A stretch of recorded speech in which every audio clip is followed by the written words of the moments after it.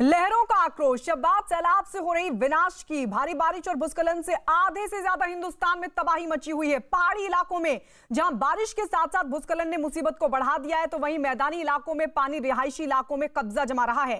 देश की ज्यादातर नदियां खतरे के निशान को छू रही हैं, तो वहीं बरसाती नाले भी उफान पर हैं और इससे जल तांडव की तस्वीरें उत्तर भारत के साथ साथ दक्षिण भारत से भी निकलकर सामने आ रही हैं, जहां मूसलाधार आफत से चट्टानें खिसक रही हैं और सड़कें सैलाब में डूबती जा रही हैं।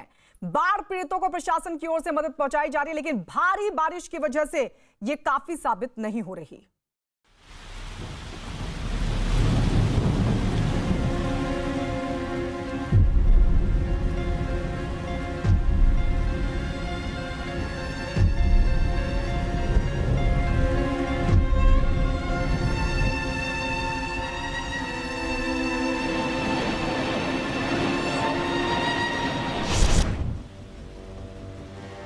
जल प्रहार से बेहाल आधा हिंदुस्तान।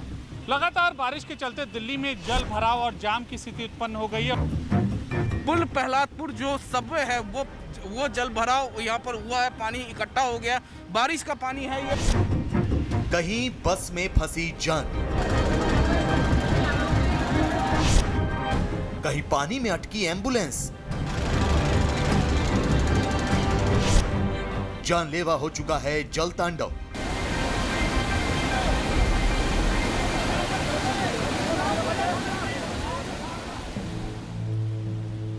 सैलाब की ये दिल दहला देने वाली तस्वीर उत्तराखंड के पिथौरागढ़ की है, जहां पानी का प्रहार जानलेवा हो गया। इस जानलेवा पानी ने आईटीबीपी के एक जवान की जान ले ली। दरअसल आईटीबीपी का जवान अपने भाई के साथ मोटरसाइकिल से जा रहा था कि एक बरसाती नाले के बहाव में फंस गया। पल भर में मोटरसाइकिल नाले में बहती हुई इस पत्थर से टकरा गई। हादसा देखकर आसपास के लोग मदद के लिए पहुंचे। एसडीआरएफ की टीम भी मौके पर आई, लेकिन जवान को बचाया नहीं जा सका। हालांकि उसके भाई को लोगों की मदद से बचा लिया गया और उसे अस्पताल में भर्ती कराया गया।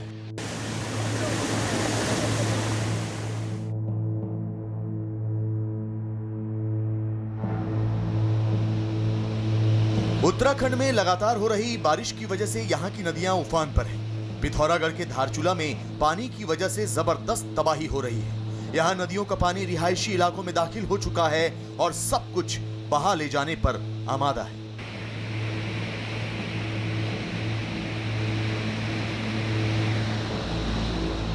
चारों ओर पानी ही पानी होने की वजह से अब एक जगह से दूसरी जगह जाने के लिए बस इस रोपवे का ही सहारा बचा है। इसकी मदद से बाढ़ में घिरे लोगों को सुरक्षित जगहों पर पहुंचाया जा रहा है। बारिश के साथ जगह जगह भूस्खलन ने लोगों की मुश्किलें और बढ़ा दी। भारी भूस्खलन हो रहा है, अभी शुरुआत हो चुकी है और ऊपर हमारे कम से कम 14-15 परिवारों ने जो है मकान खाली कर दिए है खतरा को देखते हुए। ये स्लाइड हुआ है, स्लाइड की वजह से लोग जो है खतरे की जद में आ गए हैं। किसी का मकान वगैरह अभी पूर्ण ध्वस्त नहीं हुआ है, लेकिन मकान ऐसा भी है कि रहने लायक नहीं है, तो इनकी स्थिति और भी खराब हो गई है। उत्तराखंड के ही रामनगर में भी भारी बारिश की वजह से बरसाती नाले उफान पर हैं, जिससे बहुत से इलाकों से संपर्क टूट गया है। सड़कों पर चारों ओर पानी ही पानी नजर आ रहा है। ऐसी ही एक सड़क पर पानी की वजह से यातायात ठप हो गया, लेकिन एक ट्रक वाले ने पानी में ही सड़क पार करने की गलती कर दी और लहरों के बीच जाकर फंस गया, जिसे काफी मशक्कत के बाद बचाया जा सका। उत्तराखंड के चमोली में भी भारी बारिश की वजह से लोग घरों में कैद हो गए हैं। अलकनंदा, पिंडर और मंदाकिनी नदियां कहर बरपा रही हैं। नदी के किनारे बने मंदिर अब पानी से घिर चुके हैं। लोग सुरक्षित स्थानों पर चले गए हैं। चमोली में बद्रीनाथ राष्ट्रीय राजमार्ग भी पूरी तरह से बंद हो गया है। जगह जगह भूस्खलन होने से और भी बहुत सी सड़कें बंद हो गई हैं। हमारे पुश्ते टूट गए हैं, कुछ जगह के बाउंड्री वॉल्स टूट गई हैं, तो सभी पटवारी और सभी हमारे ऑफिशियल्स अपने फील्ड में हैं और उसका जो फॉर्म भरकर वो सभी का नुकसान का जायजा लेकर आ रहे हैं। इसके अतिरिक्त हमारे कुछ बिजली के पोल्स भी गिर गए थे चमोली में और मंडल साइड में, उनको भी ठीक करने की कार्रवाई की जा रही है। पहाड़ी इलाकों में एक तरफ जहां भारी बारिश से तबाही मची हुई है, वहीं भूस्खलन ने मुसीबत और बढ़ा दी है। हिमाचल प्रदेश पर भारी बारिश और भूस्खलन की दो तरफा मार पड़ी है। किन्नौर के मालिंग इलाके में एक बड़े भूस्खलन की वजह से नेशनल हाईवे 5 पूरी तरह से ठप हो गया। अब प्रशासन मलबे को हटाने में जुटा हुआ है। किन्नौर के अलावा भी हिमाचल प्रदेश में कई जगह भूस्खलन से काफी नुकसान हुआ है। पहाड़ों के साथ साथ मैदानी इलाकों में भी बारिश ने कोहराम मचा रखा है। उत्तर से लेकर दक्षिण तक हर ओर भारी बारिश की वजह से हाहाकार मचा हुआ है। इस वक्त उत्तर भारत में हिमाचल प्रदेश, पंजाब, हरियाणा, दिल्ली, उत्तर प्रदेश, राजस्थान, गुजरात, मध्य प्रदेश, बिहार, ओडिशा में जमकर बारिश हो रही है। दक्षिण भारत के केरल, आंध्र प्रदेश और कर्नाटक भी बारिश से बेहाल है। साथ ही पूर्वोत्तर राज्यों में भी बादल जमकर बरस रहे हैं। उत्तर भारत में भारी बारिश की वजह से सड़कें तालाब बन गई हैं और नदियों में उफान आ चुका है। गुजरात के राजकोट में भारी बारिश की वजह से जगह जगह सड़कें तालाब में तब्दील हो गई। राजकोट के मशहूर गोंडल अंडरपास में तो इतना पानी भर गया कि एक बस के डूबने की नौबत आ गई।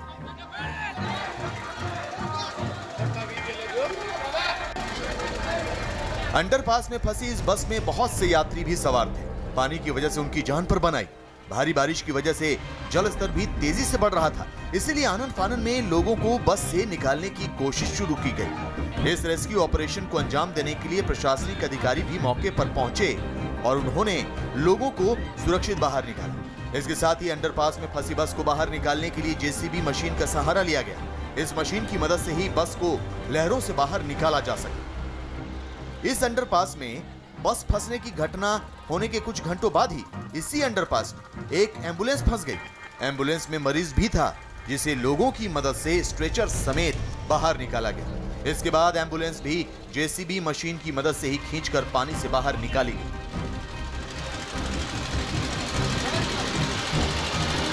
गुजरात के कई और इलाकों में भारी बारिश की वजह से जिंदगी ठप हो गई। गुजरात जैसा ही हाल मध्य प्रदेश का भी है। ये मध्य प्रदेश की सतना में नागौर थाने की तस्वीर है, जहां इतना पानी भर गया कि थाने में खड़ी गाड़ियां पूरी तरह से पानी में डूब गईं। ये पानी थाने में ही दाखिल हो गया। इसके बाद वाटर पंप के जरिए थाने में दाखिल हुए पानी को बाहर निकाला गया। मध्य प्रदेश के मंडला में भी भारी बारिश की वजह से लोग बेहाल हैं। यहाँ के बरसाती नाले उफान पर हैं और पानी सड़कों पर आ गया है। ऐसे ही एक बरसाती नाले में एक कार फंस गई, जिसे गांव वालों की मदद से बाहर निकाला गया। लगातार हो रही बारिश की वजह से यहाँ भी सड़कें पानी पानी हो चुकी हैं। राजस्थान के जालौर में भी भारी बारिश की वजह से नदी और नालों में उफान आ गया है। नालों में जलस्तर बढ़ने से पानी रिहायशी इलाकों में पहुंच गया है, जिससे लोग घर में रहने के लिए मजबूर हैं।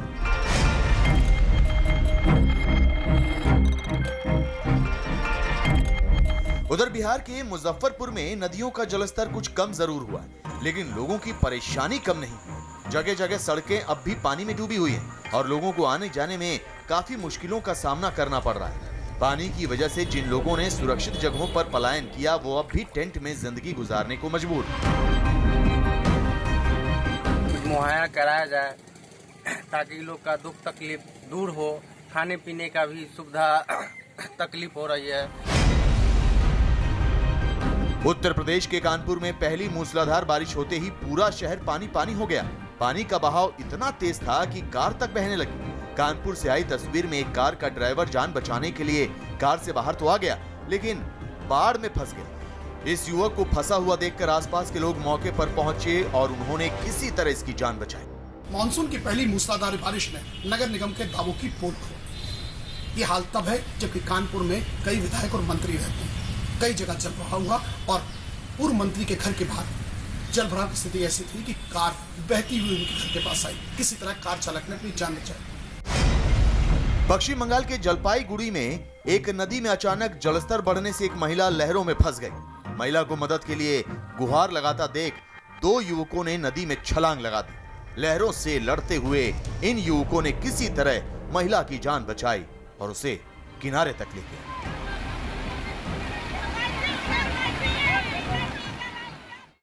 बारिश से तबाही की अलग अलग राज्यों से तस्वीरें हमने आपको दिखाई। सबके बीच आपको यह भी बता दें कि बारिश से राजधानी दिल्ली भी पानी पानी हो गई। गुरुवार को दिल्ली में कुछ घंटे ही बारिश हुई थी और इसके बाद तो दिल्ली की सूरत ही बिगड़ गई। सड़कें तालाब में तब्दील हो गई और अंडरपास की अगर बात की जाए तो इतना ज्यादा पानी भर गया कि जगह जगह बसें उसमें फंसी हुई दिखाई दी। इतना ही नहीं, बारिश की वजह से दिल्ली के कुछ इलाकों में सड़कें भी धंस गई। कुछ ही घंटों की यह बारिश थी और इसने दिल्ली की सिविक एजेंसियों की पोल खोलकर रख दी। हालात ऐसे हो गए कि देश की राजधानी में लोगों को बैलगाड़ी तक का सहारा लेना पड़ा। दिल्ली की बदहाली की तस्वीर सामने आते ही इस पर सियासी दंगल भी शुरू हो गया। हालांकि गनीमत यह रही कि बारिश थम गई, जिससे हालात बद से बदतर होने से बच गए। ये रिपोर्ट देखिए।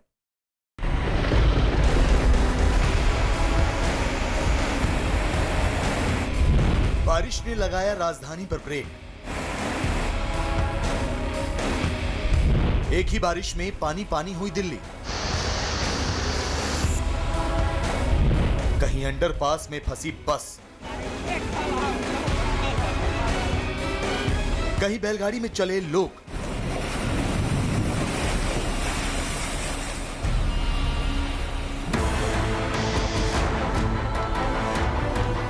राजधानी दिल्ली मानसून के लिए कितनी तैयार है, इसकी पोल एक ही बारिश से खुल गई। महज कुछ घंटों की बारिश ने दिल्ली का हाल बेहाल कर दिया। सड़कें तालाब में तब्दील हो गईं और राजधानी की कॉलोनियों में पानी भर गया।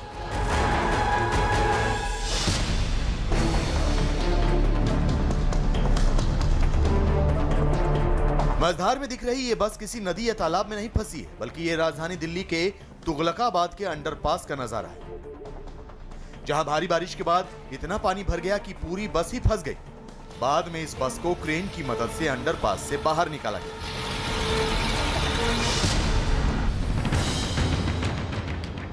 तुगलकाबाद से बुरा हाल प्रहलादपुर इलाके का दिखा। यहां के अंडरपास में तो इतना पानी भर गया कि यातायात ही ठप हो गया। यहां भी एक बस अंडरपास में फंस गई। अंडरपास में इतना पानी भर गया कि लोगों को इसे पार करने के लिए बैलगाड़ी का सहारा लेना पड़ा। कई घंटों तक लोग बैलगाड़ी की मदद से इस पार से उस पार निकले। यहाँ तस्वीरों में आप देख सकते हैं किस तरीके से जो लोग जो है ये बारिश का पानी से ये डूबने के बाद लोग जो है अपने आप को इस पानी में फंसना नहीं चाहते हैं। इसी वजह से जो है यहाँ पर एक बैलगाड़ी जो है सुबह से काम कर रहा है। बैलगाड़ी का जो एक शख्स का 10 रुपये सवारी ले रहा है इस सबवे को पार कराने के लिए। और आप देख सकते हैं किस तरीके से ये बैलगाड़ी लोगों को बैठाकर यहाँ तक कि बाइक को भी लोड करके अपने बैलगाड़ी पर ये पार करा रहा है। पानी भर रहा था और 50 रुपये बाइक है, 10 रुपये सवारी है। 50 रुपए बाइक है, 10 रुपए सवारी। सवारी पानी बहुत है, हम तो सेवा कर रहे हैं पब्लिक की, और पुलिस वाले मना करते हैं यहाँ पे क्या तुम कुछ ला रहे, बेल्ट डूब जाएगा, ये वो है। इसी अंडरपास में एक ठेले वाला भी फंस गया, जिसने काफी मुश्किलों से अपना ठेला बाहर निकाला। तो इस तरीके से लोग परेशान हैं और पूरा जल भराव यहाँ पर आप स्थिति यहाँ पर आप देख सकते हैं। यहाँ पर तस्वीरों में पूरा पुल प्रहलादपुर जो ये सबवे है वो पानी में बारिश के पानी में भर चुका है। पानी इकट्ठा हो गया यहाँ पर। अंडरपास में पानी भरने का एक और मामला दिल्ली के जखीरा में भी देखने को मिला, जहां अंडरपास में इतना पानी भर गया कि एक बस, एक कार और एक ऑटो पानी में फंस गए। कार जब पानी में डूबने लगी तो कुछ लोगों की मदद से इसे बाहर निकाला गया। बाद में ऑटो और बस भी लोगों की मदद से बाहर निकाले। भारी बारिश की वजह से दिल्ली के नजफगढ़ इलाके में एक सड़क ही धंस गई। सुबह का वक्त होने से ज्यादा भीड़ भाड़ नहीं थी, जिससे एक बड़ा हादसा टल गया। सड़क धंसने की खबर मिलने के बाद प्रशासन ने गड्ढे के चारों ओर घेराबंदी कर दी। भारी बारिश की वजह से दिल्ली गुरुग्राम मार्ग भी पानी पानी हो गया। सड़कों पर इतना पानी हो गया कि लोगों को काफी मुश्किलों का सामना करना पड़ा। इसके अलावा भारी बारिश की वजह से बहुत सी जगहों पर लंबा जैम भी लग गया, जिससे लोग काफी परेशान हुए।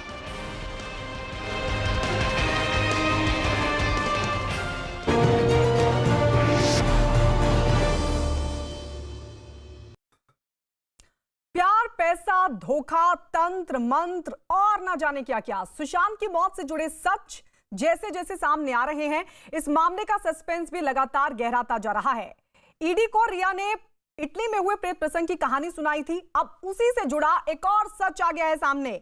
ईडी के सूत्रों के मुताबिक सुशांत सिंह राजपूत, रिया चक्रवर्ती और उनके भाई शोविक चक्रवर्ती पिछले साल यूरोप के टूर पर गए थे। इस दौरान इन लोगों ने कई देशों का दौरा किया। दावा किया जा रहा है कि ईडी के दिए अपने बयान में रिया ने बताया कि ऑस्ट्रिया में, जी हां, ऑस्ट्रिया में सुशांत एक अस्पताल में भी दाखिल कराए गए थे, जहां 4 दिन उनका इलाज चला था। इसके बाद सुशांत, रिया और उनके भाई मुंबई लौट आए, लेकिन अब सुशांत की मानसिक परेशानी को इस यूरोप टूर से जोड़ा जा रहा है और माना जा रहा है कि इस बीच इस यूरोप टूर में कोई बड़ा राज जरूर छिपा हुआ है।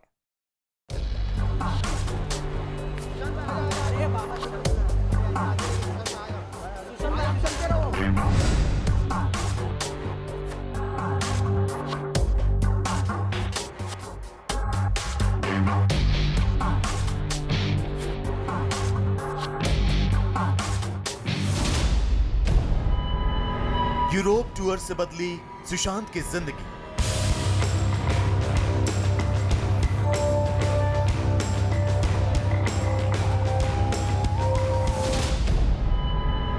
परदेश में कैसे फंस गया दिल बेचारा।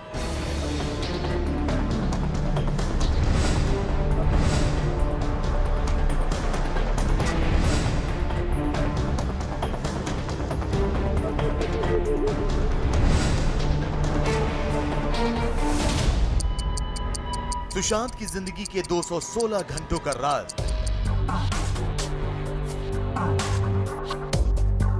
हंसते मुस्कुराते सुशांत सिंह राजपूत पिछले साल यूरोप टूर पर गए थे। उनकी गर्लफ्रेंड रिया चक्रवर्ती भी परदेश में उनके साथ थी। दोनों फ्रांस से स्विट्जरलैंड, स्विट्जरलैंड से इटली की हसीन वादियों में घूमते रहे। सुशांत और रिया ने विदेश में एक लंबा समय गुजारा, एक दूसरे के साथ अच्छा वक्त बिताया।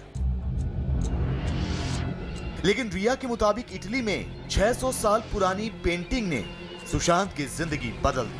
सुशांत को भूत प्रेत नजर आने लगे।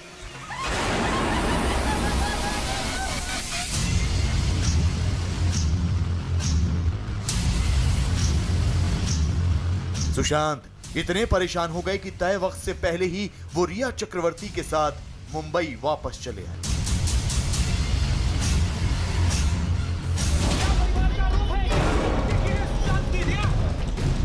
ईडी को दिए बयान में रिया चक्रवर्ती ने कहा कि यूरोप टूर के बाद सुशांत की मानसिक हालत बिगड़ने लगी। डॉक्टरों के चक्कर लगाने पड़े, लेकिन सुशांत की हालत में कोई सुधार नहीं आया। हालांकि प्रवर्तन निदेशालय यानी ईडी को अपनी तफ्तीश के दौरान कुछ ऐसा हाथ लगा जो चौंकाने वाला है।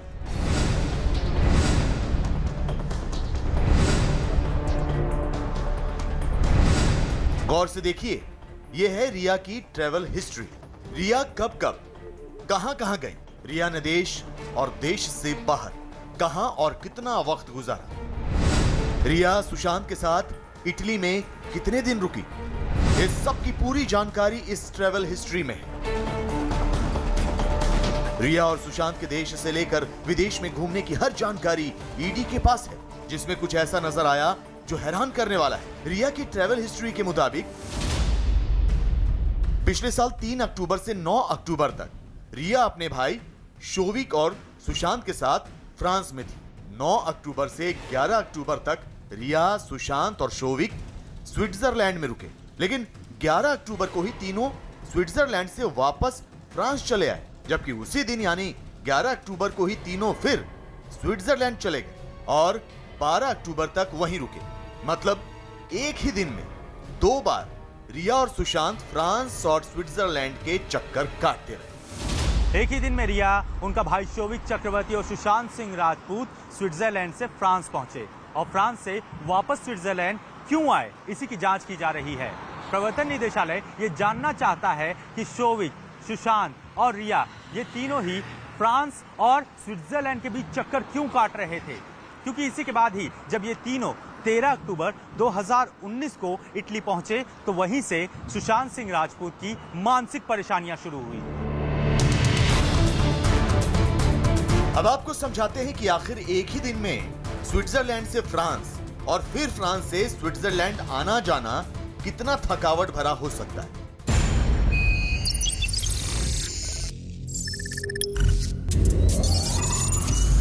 सड़क से सफर की बात करें तो फ्रांस से स्विट्जरलैंड की दूरी करीब 670 किलोमीटर है। 670 किलोमीटर की दूरी तय करने में कम से कम 7 घंटे का वक्त लगता है। मतलब ये कि एक ही दिन में 2 बार चक्कर काटने में कम से कम 14 घंटे लगेंगे। ऐसे में सवाल ये उठता है कि आखिर ऐसा कौन सा पहाड़ टूट पड़ा था कि रिया, सुशांत और शोविक ने 24 घंटे में 14 घंटे से ज्यादा सफर में ही बिता दी। खैर, रिया के मुताबिक स्विट्जरलैंड और फ्रांस के चक्कर लगाने के बाद 13 अक्टूबर 2019 को वो, उनके भाई शोविक और सुशांत इटली पहुंचे, जहां तीनों 21 अक्टूबर तक रुके। जी हां, 21 अक्टूबर तक, मतलब पूरे 9 दिन रिया, सुशांत और शोविक इटली में ही रहे। जबकि रिया की सुनाई कहानी के मुताबिक इटली में ही सुशांत की मानसिक हालत बिगड़ने लगी थी। इटली में ही उन्हें पेंटिंग में प्रेत नजर आने लगा था। ऐसे में सवाल ये उठते हैं कि आखिर इटली में सुशांत को पेंटिंग प्रेत कब नजर आया? रिया, सुशांत और शोविक इसके बाद 9 दिन तक इटली में ही क्यों रुके? क्या सुशांत को परेशान करने के लिए इटली में रुकने का प्लान बनाया गया? अगर सुशांत परेशान थे तो उन्हें सीधे मुंबई लेकर क्यों नहीं आया गया? इटली के बाद डिटॉक्सिफिकेशन के नाम पर सुशांत को ऑस्ट्रिया लेकर क्यों जाया गया?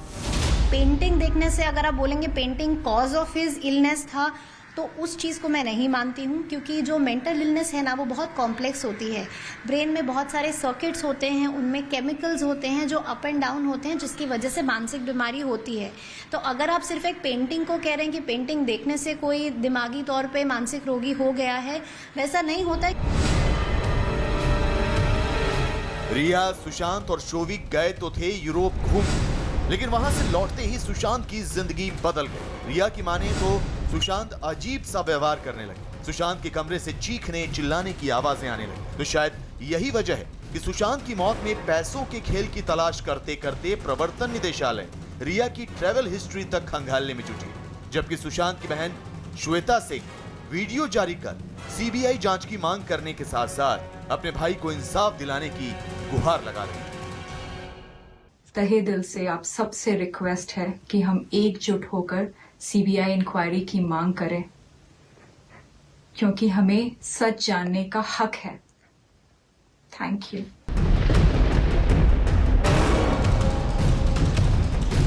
सुशांत का परिवार भले ही सीबीआई जांच के लिए एड़ी चोटी का जोर लगा रहा, लेकिन रिया चक्रवर्ती शायद ऐसा बिल्कुल नहीं चाहती। रिया चक्रवर्ती ने एक बार फिर सुप्रीम कोर्ट में हलफनामा दाखिल किया और कहा कि पटना में दर्ज एफआईआर को ज्यादा से ज्यादा 0 एफआईआर माना जा सकता है। 0 एफआईआर में केस उस जगह ट्रांसफर किया जाता है जहां हादसा हुआ। सुशांत केस की जांच मुंबई पुलिस कर रही है, इसलिए पटना पुलिस के एफआईआर को मुंबई ट्रांसफर किया जाए। रिया चक्रवर्ती के तरफ से भी अपना रिटर्न सबमिशन दाखिल किया गया। उस रिटर्न सबमिशन में उन्होंने तीसरी बार सुप्रीम कोर्ट के सामने मान लिया है कि ये मामला को सीबीआई को जाना चाहिए, और चूंकि उन्होंने अब मान लिया है तो इसलिए चूंकि पिटिशनर वही है, स्टेट ऑफ महाराष्ट्र तो पिटिशनर नहीं है, तो इसलिए उन्होंने जब मान लिया है तो फिर ये मामला सीबीआई को जाएगा ही। उधर बिहार सरकार की तरफ से भी सुप्रीम कोर्ट में लिखित जवाब दाखिल किया गया, जिसमें पटना में दर्ज एफआईआर को सीबीआई को ट्रांसफर किए जाने की बिनाह पर रिया की याचिका को बेमानी करार दिया गया। ऐसे में सवाल यह कि सुशांत के साथ अगर कुछ गलत हुआ है तो उनके परिवार को इंसाफ कब मिलेगा? सुशांत की मौत की असल वजह से पर्दा कब हटेगा? रिया चक्रवर्ती सुशांत की मौत से जुड़ा सच छिपा रही हैं या फिर वो बेकसूर हैं, इस बात का पता तो सुशांत मौत मामले में पड़ी धूल साफ होने के बाद ही चलेगा। लेकिन फिलहाल जहां एक और सुशांत केस में सियासत चरम पर है, तो वहीं ईडी को अब पता चला है कि सुशांत के अकाउंट से कोई बड़ी रकम निकाली ही नहीं गई। प्रवर्तन निदेशालय अब इस बात की जांच में जुट गया है कि कहीं सुशांत के अकाउंट से नकद में पैसे तो नहीं निकाले गए, जबकि इस केस में सुशांत की लव स्टोरी से जुड़ी चीजें भी निकलकर सामने आ रही हैं। सुशांत की मौत कैसे बन गई है मिस्ट्री, जानने के लिए देखिए हमारी ये रिपोर्ट।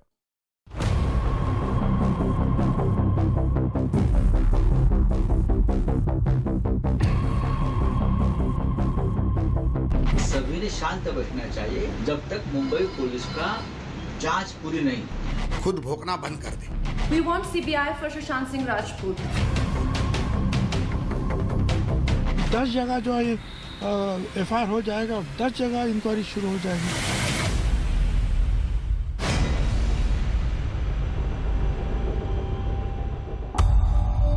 ये वो सवाल है जिसका जवाब सुशांत के फैंस मांग रहे हैं। ये वो सवाल है जिसका जवाब सुशांत का परिवार मांग रहा है। ये वो सवाल है जिस पर अब सियासत तेज हो गई है। ये वो सवाल है जिस पर आरोप प्रत्यारोप का दौर जारी है। सुशांत की मौत कैसे हुई? क्या सुशांत ने वाकई खुदकुशी की? सुशांत की मौत का गुनहगार कौन है? इन तमाम सवालों के जवाब तलाशने के लिए मुंबई पुलिस जांच कर रही है। बिहार पुलिस ने अपनी छोटी सी तफ्तीश में जो कुछ भी हासिल किया वो सुप्रीम कोर्ट के सामने रख चुकी है। ईडी सुशांत की मौत में पैसों के खेल का सिरा तलाश रही है, जबकि सीबीआई अब भी इस मामले की जांच करने का इंतजार ही कर रही है। कुल मिलाकर सुशांत की मौत एक ऐसी पहेली बन गई है जिसे सुलझाने की कोशिश तो हो रही है, लेकिन मामला उलझता जा रहा है।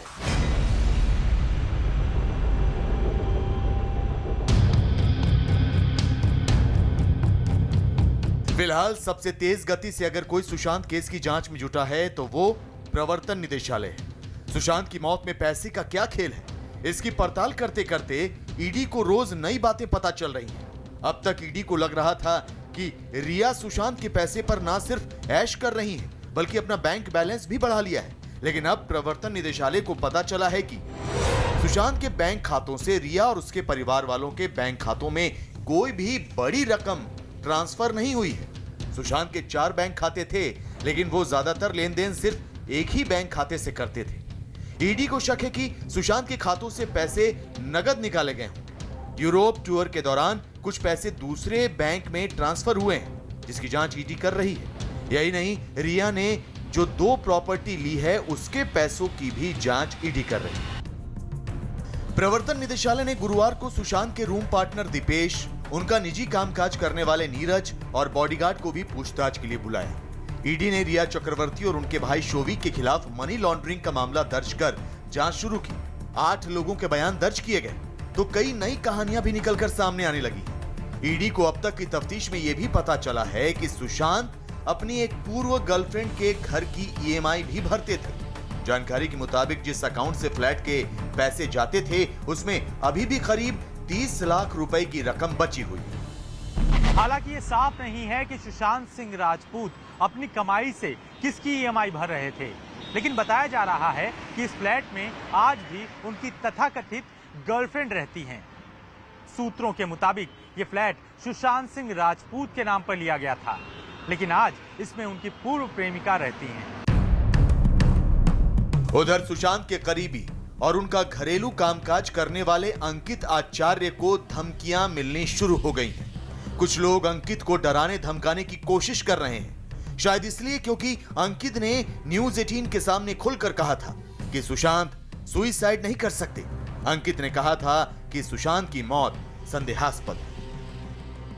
जब मैं सुशांत भैया को देखा करीब से, जो पहले सुशांत भैया थे वो नहीं थे, एकदम डिप्रेस टाइप के थे एंड उनका चेहरा एकदम डल सा, लिप्स एकदम ब्लैक, जो पहले जो थे वो ऐसा नहीं थे। दबाव तो आ रही है बट मैं उतना प्रेशर नहीं डाल रहा हूँ क्योंकि मैं डरता नहीं हूँ, मौत से भी मैं डरता नहीं हूँ। मौत तो सबको एक ना एक दिन तो आनी है, वो तो ऊपर वाला लिखते ही है। बट ऐसे थ्रेट्स आ रहे हैं कि गाली गलौज का, कि मतलब जान से मारने की धमकी तो नहीं दिया है बट बोला कि इतना ज़्यादा गवाही मत दो सुशांत के लिए, वो मर गया तो क्या हो गया, तुम पब्लिसिटी क्यों बना रहे हो, गाली गलौज कर रहे हो। तो मैंने काट दिया, फिर बाद में बोला ब्लॉक लिस्ट में डाल दिया, डिलीट मार दिया उनको, इग्नोर कर दिया मैंने। अंकित की गवाही कई मायनों में खास है। अंकित सुशांत की जिंदगी के वो पन्ने पलट सकते हैं जिनसे ये केस सुलझाने में मदद मिलेगी। तो शायद यही वजह है कि अंकित को धमकी भरे फोन आ रहे हैं। उधर सुशांत की पर्सनल डायरी की लव स्टोरी का कोड भी सामने आया है, जो इस केस में अहम कड़ी साबित हो सकता है। सुशांत सिंह राजपूत की डायरी के जो पन्ने न्यूज 18 के पास हैं, उसमें उनकी लव स्टोरी और ब्रेकअप के बारे में लिखा हुआ है। इसमें किसी का नाम नहीं बल्कि कोड लिखा हुआ है। इसे केवल वही लोग समझ सकते हैं जो सुशांत के बेहद करीब थे। जाहिर है सुशांत की मौत में बहुत कुछ ऐसा है जो संदेह के घेरे में है। उनका बैंक अकाउंट, उनकी निजी जिंदगी, उनके रिश्ते, सब कुछ जांच के दायरे में। लिहाजा अगर तफ्तीश सही दिशा में हुई तो उनकी मौत से जुड़ा सच जरूर सामने आएगा।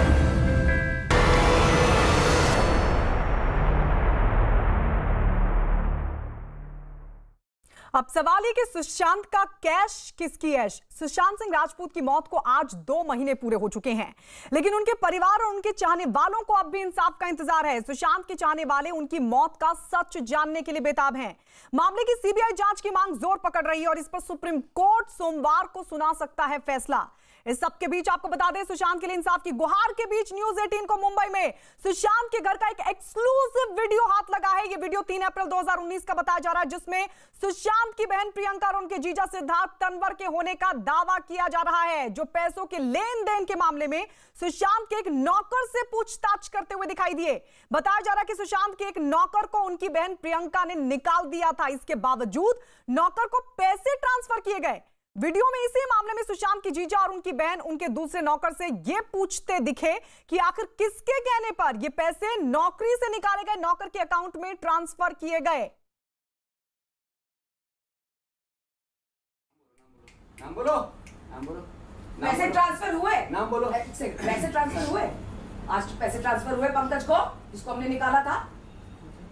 अच्छा, किससे पूछ रहे तुम? अच्छा, कोई है यहाँ पे? ट्रांसफर किए उसको, जिसको सिर्फ नाम और कुछ नहीं। मैं जानने नहीं दूंगा बाहर पाएगा। तुझे अंदाजा भी नहीं जो मैं कर सकता हूँ। एक बॉलीवुड स्टार के घर में तू आके ये सोच रहा है, नहीं, सुप्रीम कोर्ट लॉयर के सामने तू ये सोच रहा है और तू कह रहा है नहीं, क्या बोल रहा है तू? अपने ही बोल क्या बोल रहा है? नाम बोलो, नाम बोलो, नाम बोलो। पैसे ट्रांसफर हुए? नाम बोलो। पैसे ट्रांसफर हुए? आज पैसे ट्रांसफर हुए पंकज को, जिसको हमने निकाला था। अच्छा, किससे पूछ रहे तुम? अच्छा, कोई है यहाँ पे? ट्रांसफर किए उसको, जिसको सिर्फ नाम और कुछ नहीं। मैं जानने नहीं दूंगा बाहर पाएगा।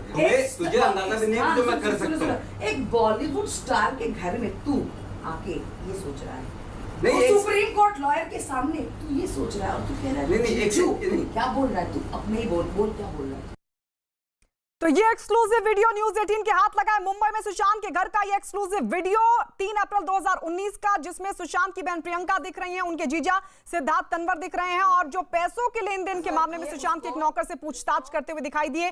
वो पूछ रहे हैं कि सुशांत के एक नौकर, जिसका नाम पंकज बताया जा रहा है, जो इस वीडियो में भी साफ तौर पर सुशांत की बहन बोलती हुई दिख रही है कि पंकज को जब निकाल दिया था, फिर आखिर उसके अकाउंट में पैसे क्यों ट्रांसफर किए गए। बाकायदा वो नौकर से ये भी कहती हैं कि जल्दी से नाम बता।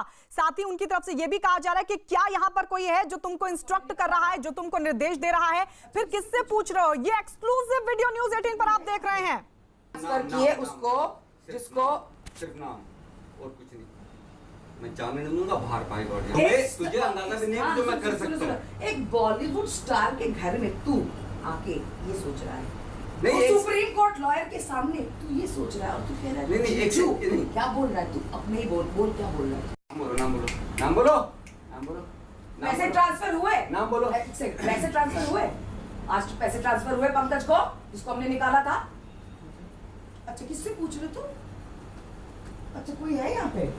ट्रांसफर किए उसको, जिसको सिर्फ नाम और कुछ नहीं। मैं जानने नहीं दूंगा बाहर पाएगा।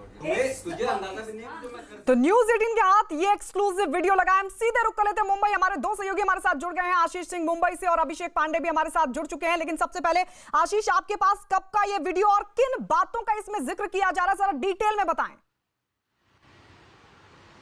जी 3/4/2019 का ये वीडियो है, जिसका जिक्र जो है साफ तौर पे आपको वीडियो में दिखाई पड़ेगा कि ये वो वक्त था जब प्रियंका और उनके पति सिद्धार्थ तंवर जो है वो मुंबई आए हुए थे। परिवार में सुशांत सिंह राजपूत का जो भी कारोबार था, जो भी उनके स्टार्टअप बिजनेस थे, उसमें सब कुछ हैंडल करने का काम प्रियंका करती थी, जबकि सुशांत सिंह राजपूत के अकाउंट को हैंडल करने का काम सिद्धार्थ तंवर किया करते थे। लिहाजा अकाउंट में लगातार पैसे विड्रॉ हो रहे हैं, लेकिन उस पैसे की कोई अकाउंटेबिलिटी नहीं थी, जिसे लेकर जब मुंबई ये दोनों ही पहुंचे थे तो इसके बाद इन्होंने पंकज नाम के एक नौकर को घर से निकाल दिया था, क्योंकि वो अकाउंट हैंडल करता था। इसको लेकर जब उस नौकर को निकाल दिया गया था पंकज को, तो उसके अकाउंट में बिना किसी की अनुमति के ये पैसे कैसे ट्रांसफर किए गए, ये सस्पेक्टेड ट्रांजैक्शन कैसे हुआ, किसके कहने पे हुआ, उसी की जो है पूछताछ करने में प्रियंका और सिद्धार्थ जो है वो जुटे हुए हैं। सबसे अहम बात यह है कि इस वीडियो में भले ही सुशांत सिंह राजपूत न दिखाई पड़े, लेकिन सुशांत सिंह राजपूत की आवाज़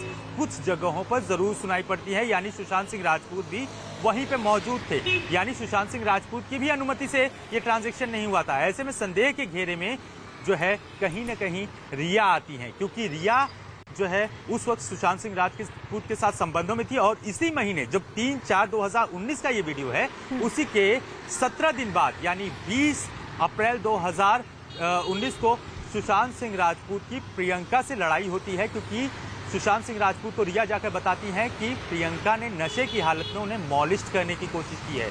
कहीं न कहीं ये दोनों ही कड़ियां एक दूसरे से जुड़ती हुई दिखाई पड़ती हैं, क्योंकि प्रियंका हर पैसे का 1-1 रुपए तक का हिसाब रखती थी सुशांत सिंह राजपूत के, और रिया को कहीं न कहीं ये बात पूरी तरह से पता थी कि जब तक प्रियंका बीच में है तब तक वो किसी भी तरह से सुशांत सिंह राजपूत की जिंदगी में, उनके इकोनॉमी में पूरी तरह से दखल नहीं रख सकती हैं। लिहाजा ये वीडियो कुल मिलाकर रिया के खिलाफ ही जाता हुआ दिखाई पड़ता है।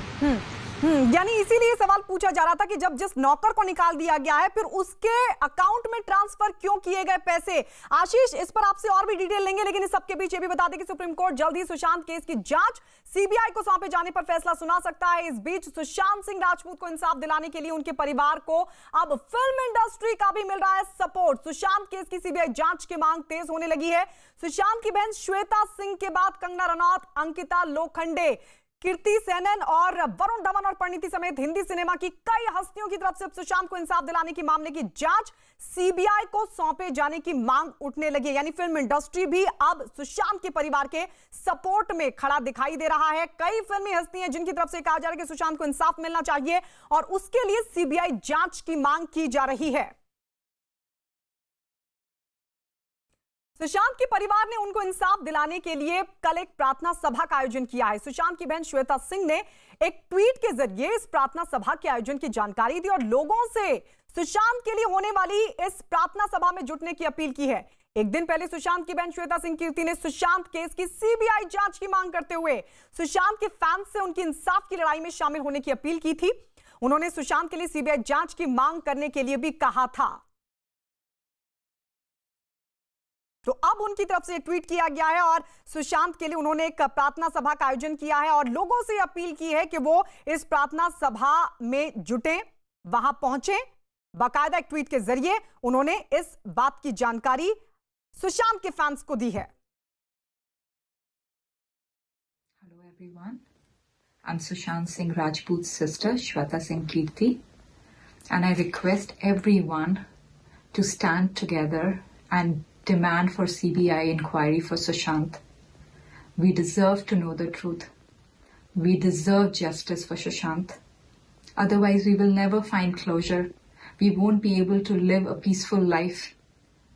तहे दिल से आप सबसे रिक्वेस्ट है कि हम एकजुट होकर CBI इंक्वायरी की मांग करें, क्योंकि हमें सच जानने का हक है। Thank you. CBI for SSR. Please.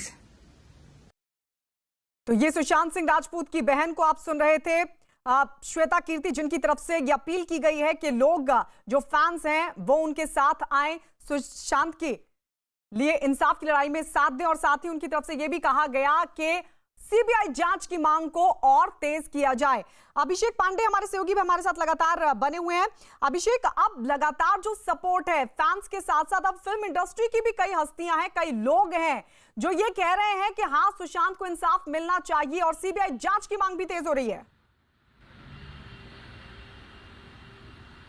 बिल्कुल, जिस तरीके से खास करके सुशांत को लेकर के बॉलीवुड का एक बड़ा तबका चुप था, लेकिन जैसे जैसे समय बीतता जा रहा है और ख़ास करके इसमें एक के बाद एक नई परतें खुलती जा रही हैं, वो कहीं ना कहीं बॉलीवुड के नए यूथ के लिए काफ़ी शॉकिंग है। क्योंकि जिस तरीके से वरुण धवन का आज सवेरे ट्वीट कर इंस्टाग्राम पे दिखना, उसके अलावा इसके पहले कंगना रनौत या दूसरे लोगों का सामने आना, ये साफ है कि इसके पीछे कहीं ना कहीं एक बड़ी मंशा थी।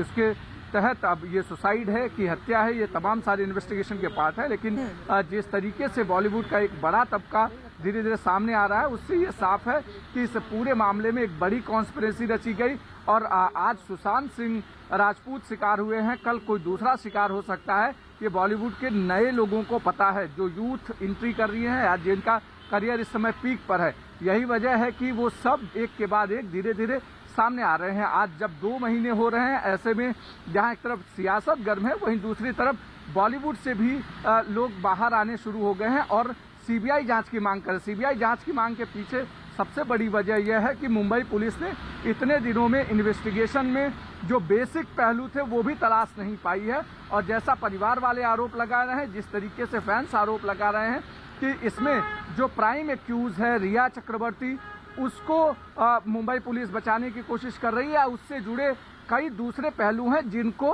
पर्दे के पीछे लाए जाने का प्रयास चल रहा है। यही वजह है कि अगर सीबीआई जांच करती है तो इसके पीछे सबसे बड़ा नेक्सस कौन सा है और किस तरीके से काम करता है, वो सारी चीज़ें बॉलीवुड के भीतर के सामने आ जाएंगी। यही वजह है कि लगातार सीबीआई जांच से महाराष्ट्र गवर्नमेंट तो मना कर ही रही है, एक तबका बॉलीवुड का भी मना कर रहा है। हालांकि अब धीरे धीरे बॉलीवुड के जो यूथ हैं वो सामने आ रहे हैं और सीबीआई जांच के लिए मांग कर रहे हैं और सुशांत को इंसाफ दिलाने की बात कर रहे हैं। बिल्कुल अभिषेक, आप रहिए हमारे साथ। इस सब के बीच ये भी बता दें कि सुशांत केस में उनके परिवार वाले लगातार मुंबई पुलिस की जांच पर सवाल उठा रहे हैं। खबर ये कि सुशांत के परिवार वाले इस बात से काफी नाराज है कि सुशांत की मौत के बाद मुंबई पुलिस ने उनकी अपील के बावजूद बयान दर्ज करने के लिए वक्त नहीं दिया, जबकि परिवार वालों ने कई बार घर में हुए हादसे की दलील देते हुए बयान दर्ज करवाने के लिए वक्त दिए जाने की गुहार लगाई थी। तो ये परिवार की तरफ से अब कहा गया है। मुंबई पुलिस की जांच पर सवाल उठाते हुए सुशांत के परिवार वाले बात से काफी नाराज है कि सुशांत की मौत के बाद मुंबई पुलिस ने उनकी अपील के बावजूद बयान दर्ज नहीं किए। आशीष हमारे सहयोगी हमारे साथ लगातार मुंबई से बने हुए हैं। आशीष, लेकिन मुंबई पुलिस की तरफ से जब ये कहा गया था, पूछा गया था कि आखिर सुशांत के परिवार वाले कह रहे हैं कि भाई हमारा बेटा चला गया, हमसे तो पूछा जाए इस पूरे मामले के बारे में, लेकिन मुंबई पुलिस ने वक्त नहीं दिया।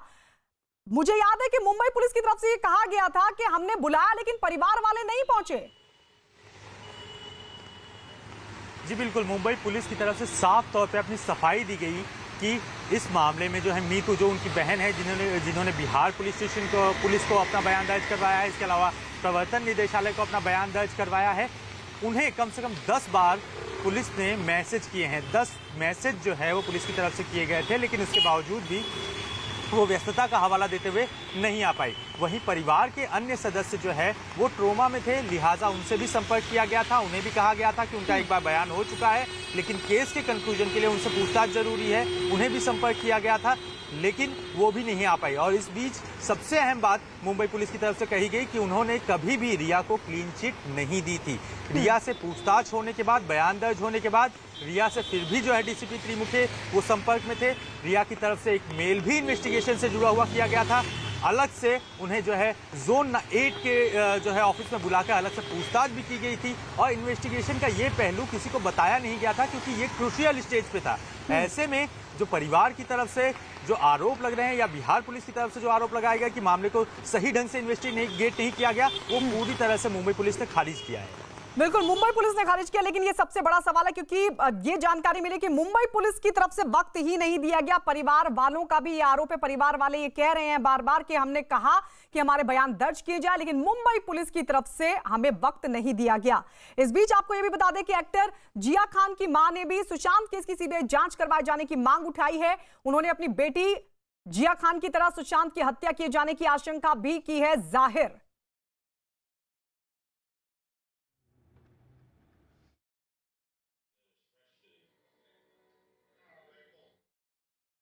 सुशांत केस से जुड़ी एक और बड़ी खबर मिल रही है। सुशांत के पूर्व सहयोगी अंकिता आचार्य को मामले पर गवाही देने पर धमकियां मिल रही हैं, लेकिन आपको यह भी बता दें कि अंकित ने न्यूज 18 से एक्सक्लूसिव बातचीत में सुशांत केस से जुड़े कई राज बेपर्दा किए थे, जिसके बाद उन्हें धमकियां मिलने का यह सिलसिला शुरू हुआ।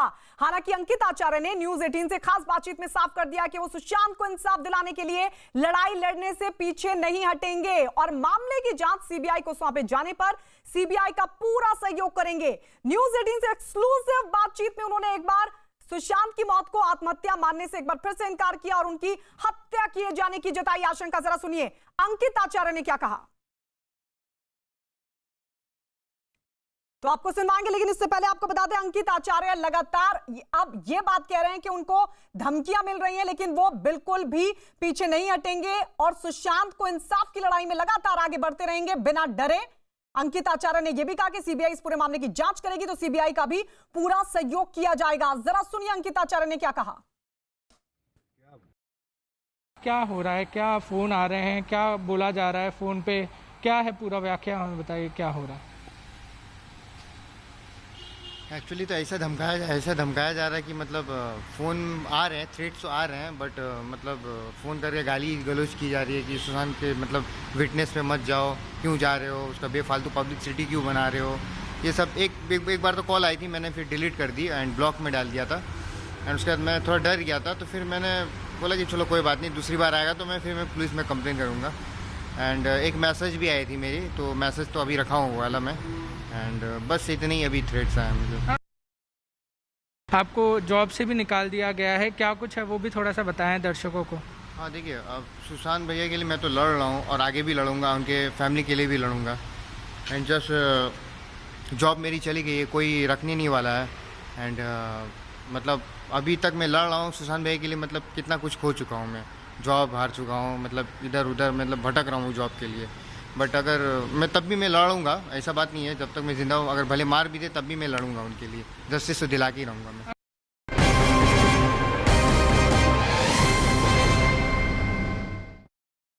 विश्वास वर्सेस अविश्वास। राजस्थान में सत्र के शुरू होते ही कार्रवाई दोपहर 1 बजे तक के लिए स्थगित हो गई है।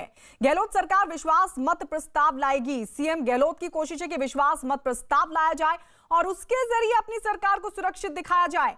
कल हुई विधायक दल की बैठक में अशोक गहलोत ने ऐलान किया था कि विश्वास मत लाकर वो लोकतंत्र को बचाएंगे और विपक्ष के छक्के छुड़ा देंगे। साथ ही उन्होंने कांग्रेस के नाराज विधायकों से भी पिछली बातें भूलकर एक साथ आने की अपील की। तो बहुमत के लिए जोर लगाएंगे गहलोत। लेकिन इस सबके बीच आपको बता दें, कार्रवाई दोपहर 1 बजे तक के लिए स्थगित हो गई है। जैसे ही सत्र शुरू हुआ, कार्रवाई 1 बजे तक के लिए स्थगित हो गई। गहलोत सरकार विश्वास मत प्रस्ताव लाएगी। सीएम अशोक गहलोत की यह कोशिश है कि विश्वास मत प्रस्ताव लाया जाए।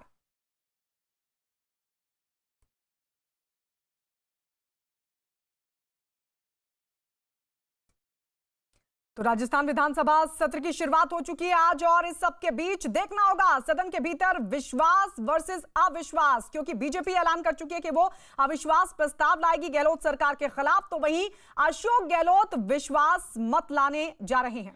में नाम आया आपका, लेकिन सच की जीत हुई भैया। सर ये फर्जीवाड़ा का काम है और भारतीय जनता पार्टी का षड्यंत्र है।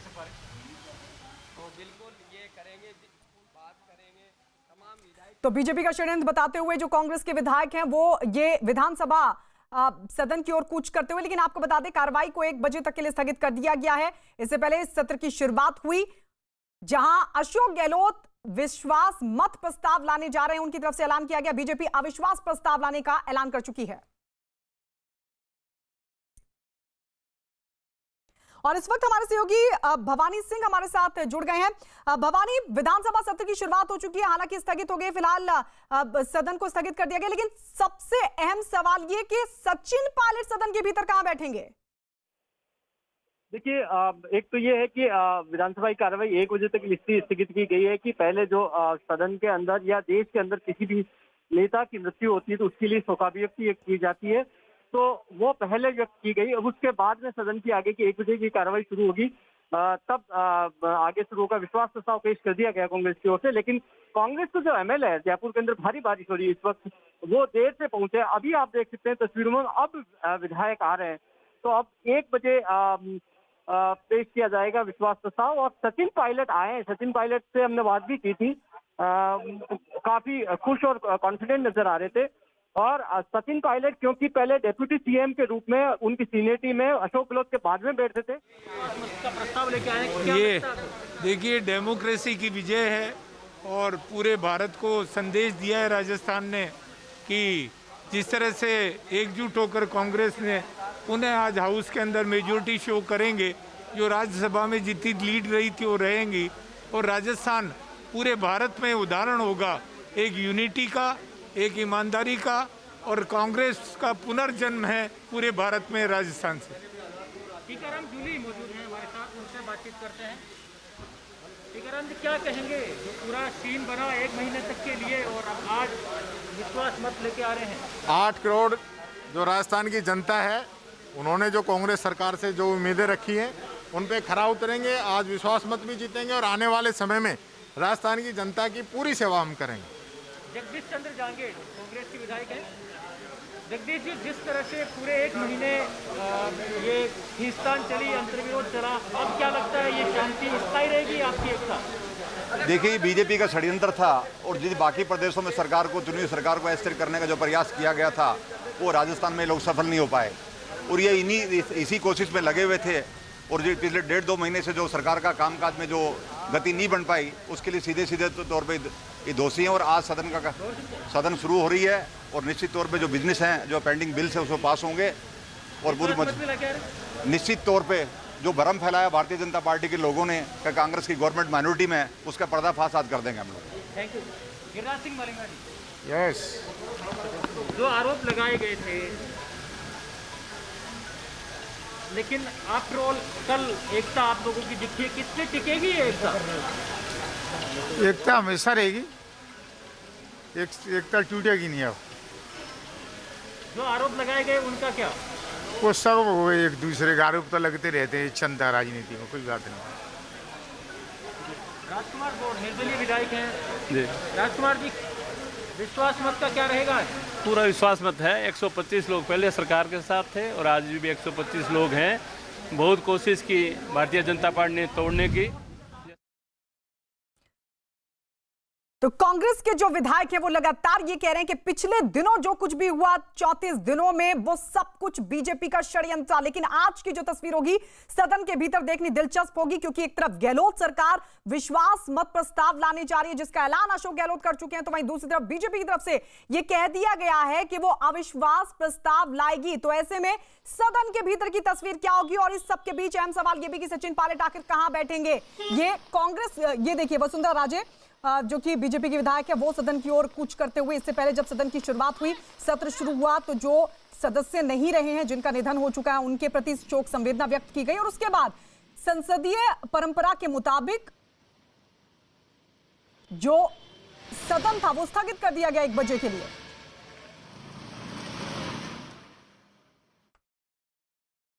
लंबे सियासी घमासान के बाद राजस्थान में आज विधानसभा सत्र शुरू हो चुका है। सचिन पायलट की वापसी के बाद गहलोत सरकार जहां आज विश्वास प्रस्ताव ला रही है, तो वहीं बीजेपी ने अविश्वास प्रस्ताव लाने का ऐलान कर दिया है। इस बीच बीएसपी ने अपने विधायकों को गहलोत सरकार के खिलाफ वोट देने के लिए व्हिप जारी किया है। हालांकि बीएसपी के 6 विधायक कांग्रेस में ही शामिल हो चुके हैं। तो बीएसपी की तरफ से कहा गया है कि वो गहलोत सरकार के खिलाफ वोट करें अगर वोटिंग होती है तो। लेकिन आपको यह भी बता दें कि जो बीएसपी के 6 विधायक हैं वो कांग्रेस में शामिल हो चुके हैं। तो लंबा सियासी घमासान और उसके बाद आज विधानसभा सत्र की शुरुआत। लेकिन फिलहाल सदन की जो कार्रवाई है 1 बजे तक के लिए स्थगित कर दी गई है। लगातार विधानसभा में गहलोत की परीक्षा होती है, तो आंकड़े क्या रहेंगे वो भी ग्राफिक्स के जरिए हम आपको दिखा रहे हैं। विधानसभा की कुल 200 सीटें और ऐसे में बहुमत का आंकड़ा क्या होगा? गहलोत गुट 97 है तादाद, पायलट गुट की तादाद 22 है, जबकि बीएसपी से 6 विधायक जो कि कांग्रेस में शामिल हो चुके हैं। इस सबके बीच बीएसपी की तरफ से यह व्हिप जारी किया गया है कि जो बीएसपी के विधायक हैं वो गहलोत सरकार के खिलाफ वोट करें। लेकिन सबसे दिलचस्प होगा उस वक्त देखना जब 1 बजे कार्रवाई शुरू होगी, सचिन पायलट कहां बैठते हैं। भवानी हमारे सहयोगी लगातार बने हुए हमारे साथ। भवानी, सचिन पायलट कहां बैठेंगे, ये सवाल इस वक्त सबसे बड़ा बना हुआ है। देखिए, सचिन पायलट के बैठने में कोई कंफ्यूजन नहीं है। ये व्यवस्था स्पीकर ने बहुत पहले ही दे दी थी कि सचिन पायलट फर्स्ट कतार में नहीं बैठेंगे जहां अशोक गहलोत के साथ बैठते थे, क्योंकि मतलब वो डेप्यूटी सीएम थे, उनका रैंक में दूसरा नंबर था। और विधानसभा के अंदर जो अलॉटमेंट होता सीट का वो रैंक के हिसाब से होता है। यहाँ पॉलिटिकल एंगल हम नहीं कह सकते हैं कि इस आधार पर, पॉलिटिकल आधार पर फैसला हुआ, क्योंकि Sachin Pilot first timer assembly के हिसाब से अगर वो नहीं है तो वो फिर फर्स्ट टाइमर एमएलए है। इसलिए उनको थर्ड कतार में, तीसरी कतार में जो फर्स्ट टाइमर एमएलए आते हैं और सेकंड टाइमर एमएलए, वहां उनके साथ बैठना पड़ रहा है उनको। और उसमें निर्दलीय विधायक भी हैं, उनके साथ भी बैठना पड़ रहा है। तो सचिन पायलट के लिए मुश्किल जरूर है, क्योंकि विधानसभा के अंदर बैठना बहुत मायने रखता है कि किस जगह पर आप बैठ रहे हो। और जब आप तीसरी चौथी कतार में जाकर तीसरी चौथी में बैठते हो तो जाहिर तौर पर काफी मुश्किल होती है। और सचिन पायलट को आज यही मुश्किल का सामना करना पड़ रहा है कि वो कहाँ रैंकिंग में फर्स्ट कतार में भी फर्स्ट कतार में भी जो सीट रिजर्व है, मुख्यमंत्री के बाद में एक सीट रिजर्व होती है, उस पर सचिन पायलट बैठते थे। अब वो उस सीट को छोड़कर वो तीसरी कतार में बैठेंगे, यानी कि फर्स्ट टाइमर सेकंड टाइमर विधायकों के साथ में। तो जाहिर तौर पर सचिन पायलट को ये मुश्किल आज होगी। जी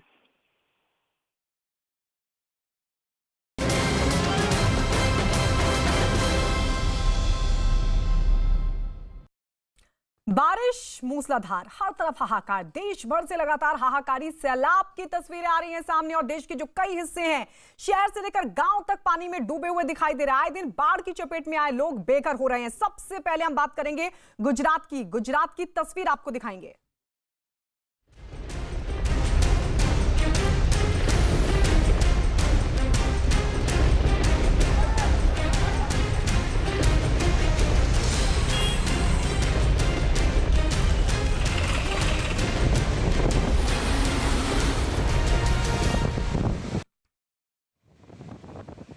तो सबसे पहले बात करें हम गुजरात की और ये तस्वीरें भी आपके सामने गुजरात से भरूच की तस्वीर आप देख रहे हैं। लगातार तेज बारिश हो रही है और इसकी वजह से नदियां उफान पर हैं। भारी बारिश की वजह से करजन नदी पूरी तरीके से उफान पर है, जिसकी तस्वीरें आप लगातार देख रहे हैं। उफान की वजह से निचले इलाके पानी की चपेट में आ गए हैं और यहां पानी घुसने की आशंका जताई जा रही है। प्रशासन की ओर से निचले इलाकों में रहने वाले लोगों को अलर्ट किया गया है। लोगों को सुरक्षित जगह पर भेजे जाने का इंतजाम भी प्रशासन की तरफ से किया जा रहा है। लेकिन किस तरीके से यह नदी उफान मार रही है, इन तस्वीरों को देखकर अंदाजा लगाइए। गुजरात के भरूच की तस्वीर हम आपको दिखा रहे हैं। भारी बारिश का कहर यहां भी लगातार बना हुआ है और भारी बारिश के बीच उफान मारती ये करजन नदी में उफान की वजह से जो निचले इलाके उनके लिए मुसीबत खड़ी हो गई है, क्योंकि वहां पानी घुसने की आशंका जाहिर की जा रही है। इस सब के बीच प्रशासन की तरफ से ये कहा जा रहा है कि जो निचले इलाके हैं वहां पर अलर्ट कर दिया गया है लोगों को और ये कहा गया है कि लोग सुरक्षित जगहों पर चले जाएं और साथ ही दावा ये कि प्रशासन की तरफ से भी इंतजाम किया जा रहा है ताकि लोगों को सुरक्षित स्थानों तक पहुंचाया जा सके। क्योंकि ये देखिए जिस तरीके से नदी उफान मार रही है उसके बाद अगर निचले इलाकों की तरफ रुख करती है तो सोचिए किस तरीके की भयानक स्थिति पैदा होगी निचले इलाकों में। सैलाब लगातार उफान मार रहा है और निचले इलाकों की तरफ बढ़ता हुआ दिख रहा है। इस सबके बीच प्रशासन की तरफ से कहा गया है कि जो लोग हैं वो सुरक्षित स्थानों की तरफ कूच कर जाएं।